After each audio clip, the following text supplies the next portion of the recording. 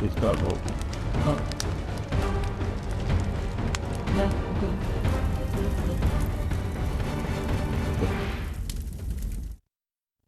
Hello and welcome to burning topic. నా పేరు సత్య. అఖండ release వాయిదా ప్రకంపన టాలీవుడ్ని ఇప్పటికీ షేక్ చేస్తోంది. ఇండస్ట్రీకి దిష్టి తగిలిందన్న థమన్ కమెంట్ చిన్నగా చూడ్డానికి లేదు. తెలుగు సినిమాను కిందికి లాగే ప్రయత్నం ఏదో జరుగుతోందన్న విషయాన్ని ఆ స్టేట్మెంట్ బయటపెట్టింది.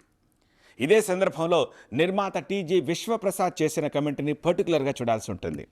టాలీవుడ్కి ఇప్పుడు కావాల్సింది ఐక్యత, అంతే తప్ప జోక్యం కాదు అనే సీరియస్ డైలాగ్ కొట్టారు ఆయన. అంటే ఇండస్ట్రీలో ఐక్యత లేదనేగా అర్థం. అంతేకాదు, బాధ్యతారహితంగా వ్యవహరించే వారిపై చట్టపరమైన చర్యలు తీసుకోవాలి అన్నారు. చట్టపరంగా చర్యలు తీసుకోవాలి అనేంత దాకా ఎందుకు వెళ్ళాలి? అయినా ఎవరిపై చర్యలు తీసుకోవాలి? థమన్ అన్నట్టు సినిమాకు దిష్టి పెట్టే వారిపైన, లేక ఇండస్ట్రీపై నెగిటివిటీని పెంచుతున్న వారిపైన, లేక ఐక్యత లేకుండా చేస్తున్న వారిపైన? అసలు ఇండస్ట్రీలో ఏం జరుగుతోంది? కంప్లీట్ డీటెయిల్స్ ఇవాల్టి బర్నింగ్ టాపిక్లో.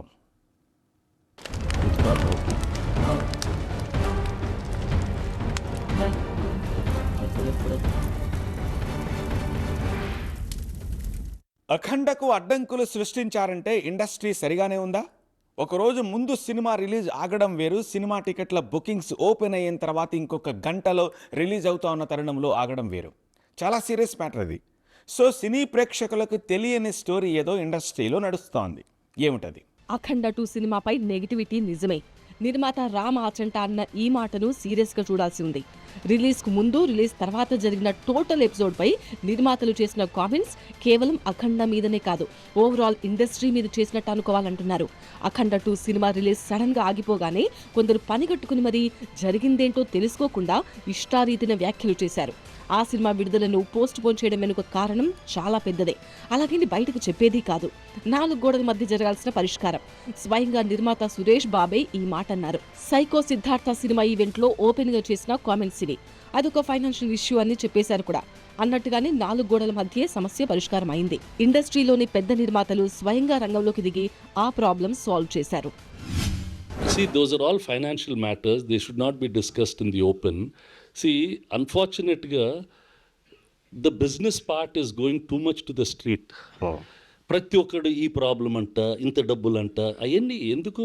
Audience has to watch a film. That's it. Why are we going into those details? అది ఫైనాన్షియల్ ఇష్యూస్ ఉంటాయి. ఇంతకు ముందు కూడా మా ల్యాబులు ఉన్నప్పుడు ఉండేవి. వీటికి కూడా ఉంటాయి. If you plan it earlier it will get sorted out. నిజానికి ఇండస్ట్రీలో ఒక కోణంలో మాత్రమే ఐక్యత ఉంటుంది, మరో కోణంలో కొన్ని కుట్రలే ఉంటాయి. మ్యూజిక్ డైరెక్టర్ థమన్ అన్నది కూడా ఇదే. సినిమా ఇండస్ట్రీలో నెగిటివిటీ పెరిగిపోయింది, టాలీవుడ్ కి దిష్టి తగిలింది అనే పెద్ద స్టేట్మెంట్ ఇచ్చారు థమన్.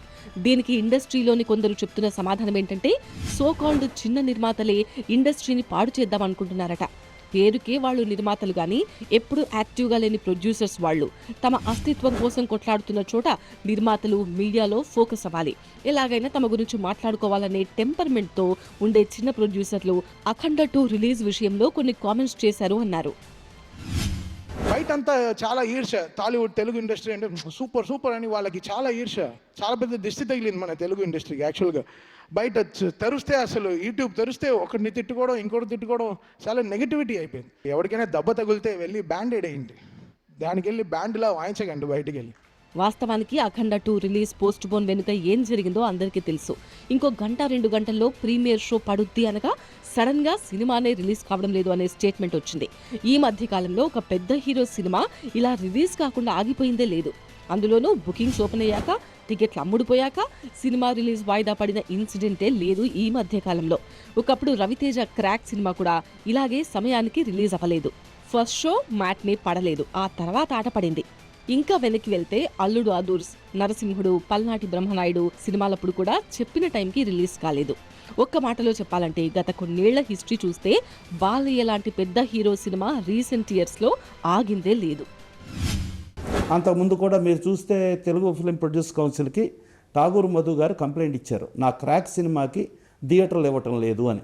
అది వితిన్ 12 అవర్స్లోనే మీటింగ్ పెట్టి ఆయనకి థియేటర్లు ఇప్పించే దగ్గర నారాయణదాస్ గారి సహకారంతో ఆ థియేటర్ ఇప్పించడం జరిగింది. అట్లా ఎన్నో సమస్యలు, ఇప్పుడు ఈవెన్ టెక్నీషియన్స్, ఆర్టిస్టుల సమస్యలు, ఎన్నో సమస్యలు నిస్వార్థంగా పనిచేస్తుంది. Telugu film produce council, Telugu film chamber of commerce అవి పనిచేస్తుంది. అవి నడుస్తున్నాయి. మనం కూడా కార్మికుల సమస్యలో కూడా డెఫినెట్గా వీళ్ళందరూ కలిపి ఒక ఐకమత్యంతోనే ముందుకెళ్ళటం జరిగింది. ఓవైపు ఇండస్ట్రీ మొత్తం షాక్ అయిన వేళ, ఈ సమస్యను ఎలా పరిష్కరించాలా అని పెద్ద నిర్మాతలే ముందుకొచ్చిన వేళ, అస్తిత్వం కోసం పోరాడుతున్న కొందరు చిన్న నిర్మాతలు అవాకులు చెవాకులు పేలారు. ఆ సమయంలో ఏ సినిమా ప్రెస్ మీట్ జరిగినా, ఏ ఈవెంట్ జరిగినా అఖండ 2 గురించే ప్రస్తావన. అది మా పరిధిలోని అంశం కాదు అని వదిలేయాల్సిన ఆ సోకాళ్లు చోటా నిర్మాతలు ఇష్టం వచ్చిన కామెంట్స్ చేశారు. తమ పాపులారిటీ కోసం సోషల్ మీడియా ప్లాట్ఫామ్స్ పై మాట్లాడడం, ఇండస్ట్రీ గురించి మేము మాట్లాడతాం అనిపించుకోవడం కోసం తమను గుర్తించండి అని ఆరాటపడే బ్యాచ్ అఖండ వాయిదా సమయంలో తెగ మాట్లాడేశారు. మెయిన్ స్ట్రీమ్ మీడియా ఛానల్స్లో ఎక్కడా అలాంటి కామెంట్స్ రాలేదు. ఎంతైనా చోట ప్రొడ్యూసర్స్ కదా, బడా ఛానల్స్లో రానంత మాత్రాన సినీ ప్రముఖులకు వినపడకుండా ఉండదుగా. అలా వినపడింది కాబట్టే థమన్ అలా రియాక్ట్ అయ్యారు. ఇండస్ట్రీలోనే ఒక యూనిటీ లేదు. మీరందరూ కలిసి ఉండే సమయం వచ్చింది. ఈ పార్టీకి మీరు అందరూ చాలా గట్టిగా కూర్చుని ఒక సినిమా రిలీజ్ అవ్వాలంటే అందరూ కష్టపడి అందరం కలుస్తూనే ఒక సినిమా రిలీజ్ అవుతుంది. ఏదో ఒక ఇంటి 4 గోడ మధ్యలో అవ్వాల్సింది ప్రపంచం అంతా చాలా బ్యాడ్గా వెళ్తుంది. ఇంతకీ కొందరు చిన్న నిర్మాతలు మాట్లాడిన మాటలేంటంటే, సినిమా పైన, ఇండస్ట్రీ పైన నెగిటివిటీ పెంచేలా మాట్లాడడమే. ఎవరైనా సరే ఇండస్ట్రీ బాగుండాలని కోరుకుంటారు, కానీ ఈ బ్యాచ్ మాత్రం సందు దొరికింది కదా అని తల్లి లాంటి సినీ పరిశ్రమ మీదే వ్యతిరేకత తీసుకొచ్చేలా మాట్లాడారని ఇండస్ట్రీ ప్రముఖులు కాస్త ఫీల్ అయ్యారు. సినిమా ఇండస్ట్రీకి దిష్టి తగిలిందన్న థమన్ కామెంట్ వెనుక ఇంత కథ ఉంది. ఒక విధంగా థమన్ అన్నట్టు ఇండస్ట్రీపై నెగిటివిటీ పెంచుతున్నది ఇండస్ట్రీలోని కొందరే. తన పిల్లల్ని తానే తినేసే ప్రాణులున్నాయి. తన తలపై తానే చెయ్యి పెట్టి భస్మమైపోయిన అసురుడి కథ కూడా ఉంది. అచ్చం అలాగే ఇండస్ట్రీలో ఉంటూ, ఇండస్ట్రీ వల్లే బతుకుతూ, అదే ఇండస్ట్రీని తినేయాలనే సినీ ప్రముఖులున్నారా? సినిమాలో కట్టప్పను చూసాం, కానీ సినీ ఇండస్ట్రీలో రియల్ కట్టప్పలున్నారా? చోటా నిర్మాతల కామెంట్స్ ను కాసేపు పక్కన పెడదాం. సినిమా ఇండస్ట్రీలో నెగిటివిటీ లేదా నిజంగా? ఒకరి వెనుక మరొకరు కత్తులు దూసుకోరా? నిజంగా ఇండస్ట్రీ అంతా పచ్చగానే ఉందా? అంతా బాగుందని చెబితే అది పచ్చి అబద్ధమే అవుతుంది. ఒకరి సినిమా రిలీజ్ అవుతోందంటే నెగిటివ్ రివ్యూలు ఇచ్చేయడం, సినిమా బాగోలేదు అని చెప్పేయడం, విపరీతమైన ట్రోల్స్ చేయడం పైకి కనిపిస్తూనే ఉంది. పైగా చేసేది ఎవరో కాదు, సినీ ఇండస్ట్రీలో వాళ్లే. ఫర్ సపోజ్ బన్నీ వాసు కామెంట్సే తీసుకుందాం. తాను ప్రొడ్యూస్ చేసిన మిత్రమండలి సినిమా రిలీజ్ సమయంలో చాలా పెద్ద కామెంట్స్ చేశారు. బ్రో నీకే చెప్తున్నా అంటూ ఎవరికో వార్నింగ్ ఇచ్చారు. మిత్రమండలి సినిమా రిలీజ్ సమయంలో మరో 2 సినిమాలు కూడా విడుదలవుతున్నాయి. మిగతా ఇద్దరిలో ఒకరు మిత్రమండలి సినిమాను గట్టిగా టార్గెట్ చేశారు. సినిమా రిలీజ్ కు ముందే నెగటివ్ పబ్లిసిటీ చేశారు. ఆ బ్రో ఎవరనేది సినీ పెద్దలకు తెలుసు. అతను అప్కమింగ్ హీరో అని. అంటే ఒక సినిమాని సినీ ఇండస్ట్రీలోని వాళ్లే ట్రోల్ చేస్తారు, నెగిటివ్ ప్రచారం చేస్తారని బన్నీ వాసు సాక్ష్యాధారాలతో చూపించారు. సో థమన్ అన్నది నిజమే. ఇదేదో చేస్తే బనివాస్ పడిపోతాడు, ఇక్కడ ఏదో తొక్కితే బనివాస్ పడిపోతాడు అనుకుంటున్నారేమో. నా ఇంట్రుక నేను చెప్తున్నా కదా, నా సంస్కారం ఎంతదంటే నేను ఇంకో ఇంట్రుక్ కూడా తీసేవచ్చు, కానీ తల మీద ఇంట్రుకే తీసిస్తున్నాను. నా సంస్కారం అలాంటిది. అయితే సినీ ఇండస్ట్రీపై నెగిటివిటీని పెంచుతున్నది ఫ్యాన్ వార్ కూడా. ఇందులో 2 రకాలున్నాయి. హీరోని టార్గెట్ చేయడం ద్వారా ఇండస్ట్రీపై నెగిటివిటీని పెంచడం, సోషల్ మీడియాలో మీమ్స్ కాంటెంట్ చేయడం కోసం నెగిటివిటీని పెంచడం. మీమ్స్ బ్యాచ్ను పెద్దగా సీరియస్గా తీసుకోనక్కర్లేదు. ఎందుకంటే హీరోలైనా పెద్ద ప్రొడ్యూసర్స్ అయినా వీటిని సరదాగా తీసుకునే వాతావరణమే ఇప్పటికీ ఉంది. కానీ హీరో సెంట్రిక్గా జరిగే ఫ్యాన్ వార్, వాళ్ళు చేసే టార్గెట్ ఉంటుంది చూశారు, అది తీవ్ర రూపం దాల్చుతోంది. జెన్జీ వచ్చాక ఈ తీరు మరీ ఎక్కువైంది. ఇక్కడ ఫ్యాన్ వార్ అనే పదం చాలా చిన్నదనే చెప్పాలి. హీరోను టార్గెట్ చేయడం ద్వారా మొత్తం ఇండస్ట్రీనే తక్కువ చేయాలనుకుంటున్న బ్యాచ్ ఉంది. ఫర్ ఎగ్జాంపుల్ అఖండ 2నే తీసుకుందాం. స్కెడ్యూల్ ప్రకారం ఆ సినిమా డిసెంబర్ 5వ తేదీన రిలీజ్ అవ్వాలి. ఆ తేదీకి ముందు రోజు రాత్రి ప్రీమియర్ షో పడాలి. కొన్ని కారణాల వల్ల వాయిదా పడింది. బట్ సినిమా రిలీజ్ కాకముందే ఇదిగో సినిమా స్టోరీ అంటూ సోషల్ మీడియాలో రివ్యూలు చేయడం మొదలుపెట్టారు. వాళ్ళకిష్టం వచ్చిన కథ రాసుకొని ట్రోల్స్ చేయడం మొదలుపెట్టారు. ఇదిగో పబ్లిక్ టాక్ అంటూ కొన్ని వీడియోలు కూడా పెట్టేశారు. అంటే ఒక హీరోని టార్గెట్ చేస్తే ఎంతవరకు వెళ్తారనే దానికి ఇదో ఎగ్జాంపుల్. ఇండస్ట్రీ సైతం సహించలేని పరిణామం ఇది. అసలు సినిమా బాగున్నా సరే రివ్యూల పేరుతో ట్రోల్స్ చేస్తున్నారు. దీనికి ఓ ఎగ్జాంపుల్ ఉంది. అదే ఓజీ సినిమా. ప్రీమియర్ షో పడుతున్న సమయం నుంచి, అంటే రాత్రి నుంచే తెగ నెగిటివ్ ప్రచారం చేశారు. దారుణమైన ట్రోలింగ్తో ఓజీ సినిమాపై విరుచుకుపడ్డారు. రివ్యూస్ సినిమాకి ఇమ్మీడియట్గా ఎవరు పడితే వాళ్ళు ఇచ్చేయటం కొంతవరకు మైనస్సే. ఎందుకంటే సినిమాని ఎంతో కష్టపడి డైరెక్టరు నిర్మాత చేస్తూ ఉంటారు.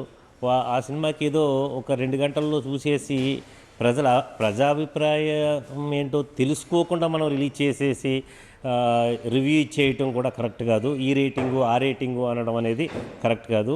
కొంత అలాంటి ఈ మధ్యన ఎక్కువైపోయినాయి. ఇక ఇండస్ట్రీని వెనక్కి లాగే శక్తులు కూడా ఉన్నాయి. ఏ రూట్లో వెళ్తే సినిమా ఆగుతుందో తెలుసు వాళ్లకు. రాజకీయ రంగం కాదు కానీ అసలు సినిమా ఇండస్ట్రీ రాజకీయం భలే విచిత్రంగా ఉంటుంది. అంతా కలిసికట్టుగానే ఉంటాం అన్నట్టుగానే కనిపిస్తారు. దగ్గరగా పరిశీలిస్తే ఎవరికి వారే అన్నట్టుగా ఉంటారు. ముఖ్యంగా థియేటర్ల విషయంలో పెద్ద చర్చ జరుగుతూ ఉంటుంది. మరీ ముఖ్యంగా సంక్రాంతి పండుగ సమయంలో థియేటర్ల కోసం పెద్ద యుద్ధమే జరుగుతుంటుంది. ఆ టైంలో పెద్ద సినిమాల సందడే ఎక్కువగా ఉంటుంది. కామన్గానే చిన్న సినిమాలకు థియేటర్లు ఇవ్వడానికి అంత సానుకూల పరిస్థితులు ఉండవు. ఫర్ ఎగ్జాంపుల్, హనుమాన్ సినిమాని తీసుకుంటే అదే సంక్రాంతి సమయానికి గుంటూరు కారం కూడా రిలీజ్ డేట్ ఫిక్స్ చేసింది. సో గుంటూరు కారం మూవీని వీలైనన్ని ఎక్కువ థియేటర్స్లో విడుదల చేయాలని ప్లాన్ చేశారు. ఆ ప్రయత్నంలో హనుమాన్ సినిమాకి థియేటర్లు దొరకలేదు. కాస్త వాయిదా వేసుకుంటే మంచిదని హనుమాన్ నిర్మాతలకు ఇండస్ట్రీ వాళ్ళు చెప్పినట్టుగా కూడా అప్పట్లో వార్తలు వచ్చాయి. కానీ 10 భాషల్లో విడుదలవుతున్న సినిమా కావడంతో అప్పట్లో ఎవరూ వెనక్కి తగ్గలేదు. ఎందుకంటే ఎవరి సినిమా వారిదే, ఎవరి బిజినెస్ వారిదే అనే పంతం పోటీ ఉంటుంది. అసలు సంక్రాంతి సినిమాల విషయంలో జరిగే పెద్ద గొడవే థియేటర్లు. 2023 సంక్రాంతిని ఓ ఎగ్జాంపుల్గా తీసుకోవచ్చు ఇక్కడ. ఆ సమయంలో చిరంజీవి, వాల్తేరు వీరయ్య, బాలకృష్ణ, వీరసింహారెడ్డి ఒకే సమయంలో విడుదలకు రెడీ అయ్యాయి. అదే సమయంలో దిల్ రాజు వారసుడు సినిమాను తీసుకొస్తున్నారు. సంక్రాంతికి తెలుగు సినిమాలకు ఛాన్స్ ఇవ్వకుండా, అంటే థియేటర్లకు అవకాశం ఇవ్వకుండా ఒక డబ్బింగ్ సినిమాకు ఎలా థియేటర్లు ఇస్తారనే చర్చ జరిగింది. అప్పుడు కూడా దిల్ రాజు ఒక అడుగు వెనక్కి వేసి తెలుగు స్ట్రైట్ సినిమాలకే ఛాన్స్ ఇచ్చారు.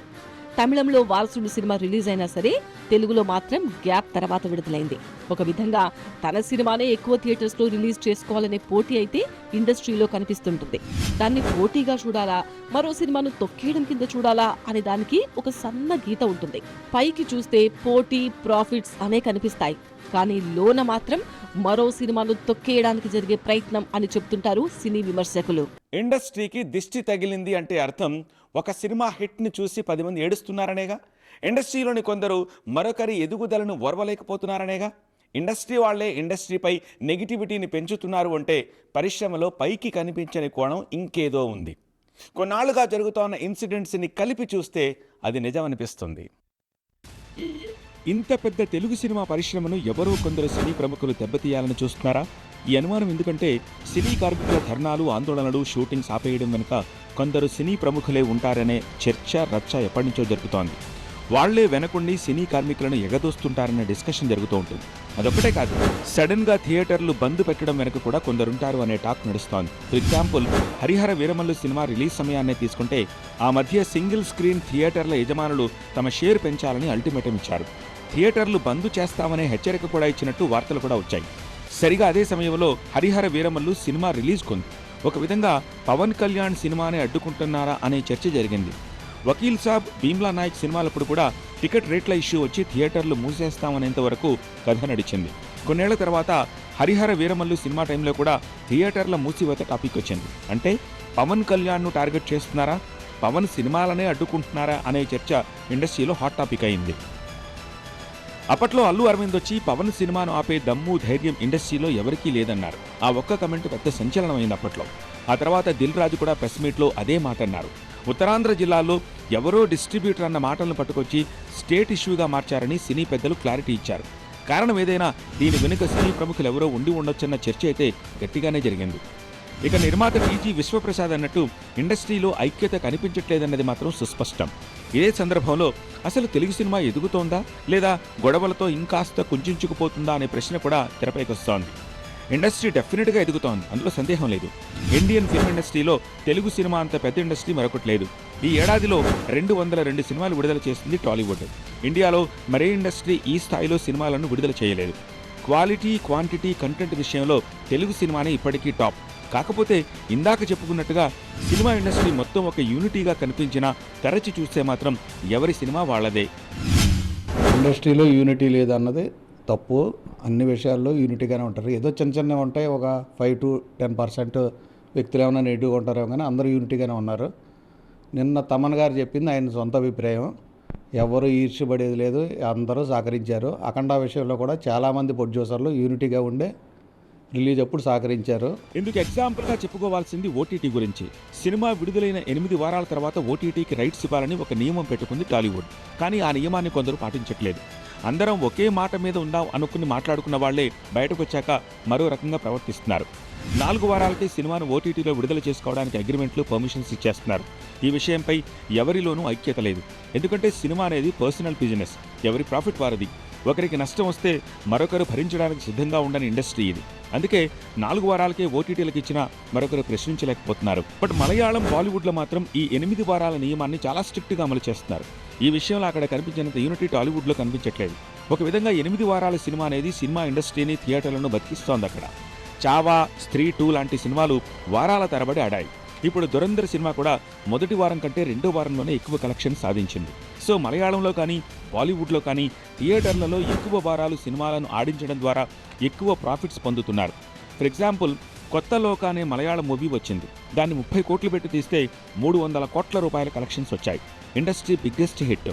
ఒక హీరోయిన్ ఓరియంటెడ్ సినిమాకు ఆ రేంజ్ కలెక్షన్స్ వచ్చాయంటే అదొక రికార్డు. బట్ దానికి కారణం మాత్రం ఆ సినిమాను 50 రోజుల పాటు థియేటర్లలో ఆడించడం వల్లే. అలాంటి వాతావరణం టాలీవుడ్లో కనిపించట్లేదు.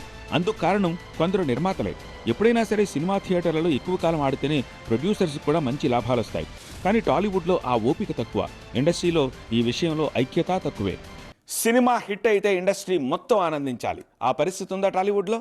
సమస్య వస్తే ఐక్యంగా పోరాడాలి. అంతా ఒకే మాటపై ఉండాలి. కనిపిస్తోందా ఆ వాతావరణం అసలు? నిర్మాతలు కానీ, థమన్ కానీ అంటున్నది అందుకే. సినీ ఇండస్ట్రీకి దిష్టి తగిలింది, పరిశ్రమ ఎదగకుండా ఎవరో ప్రయత్నిస్తున్నారని అన్నది ఆ యాంగిల్లోనే. మరి దీనిపై సినీ పెద్దలు ఫోకస్ పెడతారా? చూద్దాం. ఇది ఇవాల్టి బర్నింగ్ టాపిక్. చూస్తూనే ఉండండి TV9.